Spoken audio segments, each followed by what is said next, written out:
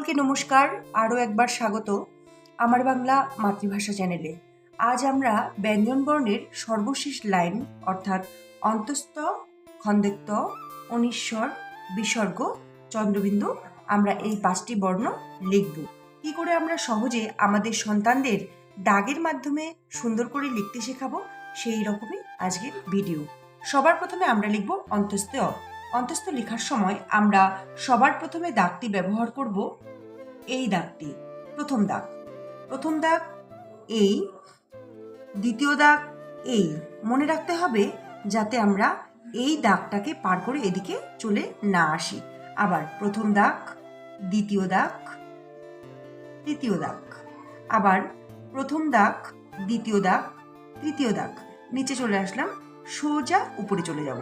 আবার প্রথম দাগ, দ্বিতীয় দাগ, তৃতীয় দাগ, চতুর্থ 4 নম্বর দাগ, নিচে একটা শূন্য। আবার প্রথম দাগ, দ্বিতীয় দাগ, তৃতীয় দাগ, চতুর্থ দাগ, পঞ্চম দাগের বেলা শূন্য, আর ষষ্ঠ দাগ আমাদের এই মাত্রা। এবারে লিখবো আমরা খন্দেক্ত। খন্দেক্ত লেখার সময় আমরা বাংলা লাইনের নিচে প্রথমে একটা গোল দাগ দিয়ে দিব। লাইনের একটু নিচে আমরা একটা গোল দাগ দিয়ে দিব। ঠিক আমরা আমাদের বাঁ হাতের দিক থেকে ঘুরিয়ে নিয়ে এসে নিচের দিকে নিয়ে চলে আসব। খন্দেক্ত আবারও দেখে নেব। প্রথমে একটা গোল দাগ দিব, গোল দাগটিকে উপর থেকে নিয়ে এসে সুন্দর করে নিচে আমরা এভাবে দাগটা দিয়ে দিব। হয়ে গেল আমাদের খন্দেক্ত। এবারে আমরা লিখব অনেশ্বর। অনেশ্বর লেখার সময় সবার প্রথমে আমরা বাংলা লাইনের একটু নিচে, একদম লাইনে নয়, লাইনের একটু নিচে একটা গোল চিহ্ন দিব। আবারও লাইনের নিচে একটা গোল চিহ্ন দিব। এবারে নিচে সুন্দর করে আমরা এইভাবে একটি দাগ দিয়ে দিব। হয়ে গেল আমাদের অনিশ্বর।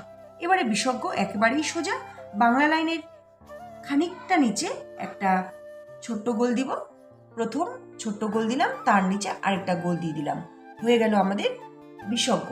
এবারে চন্দ্রবিন্দু ঠিক আমরা এই গোলটাই দিব।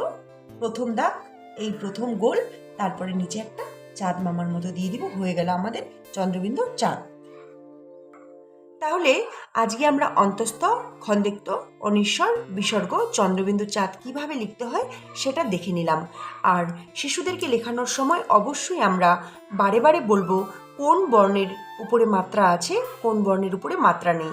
আবার লক্ষ্য রাখবো লেখার সময় শিশুরা যাতে লাইন ভরে লেখে। তারা যখন বড় হবে নিজস্ব আকারে ওরা হাতের লেখা শিখবে, কিন্তু যতক্ষণ ওরা ছোট থাকবে বা আমরা শেখাবো ততক্ষণ আমরা অবশ্যই লাইন ভরে লেখানো অভ্যাস করব।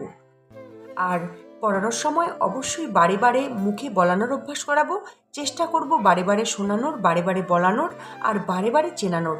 তারপরে আমরা লেখার দিকে এগিয়ে যাব। ভিডিওটি যদি ভালো লাগে অবশ্যই লাইক, কমেন্ট করবেন। আর আগামী দিনের নতুন ভিডিও পাওয়ার জন্য চ্যানেলটিকে সাবস্ক্রাইব করে রাখবেন। নমস্কার।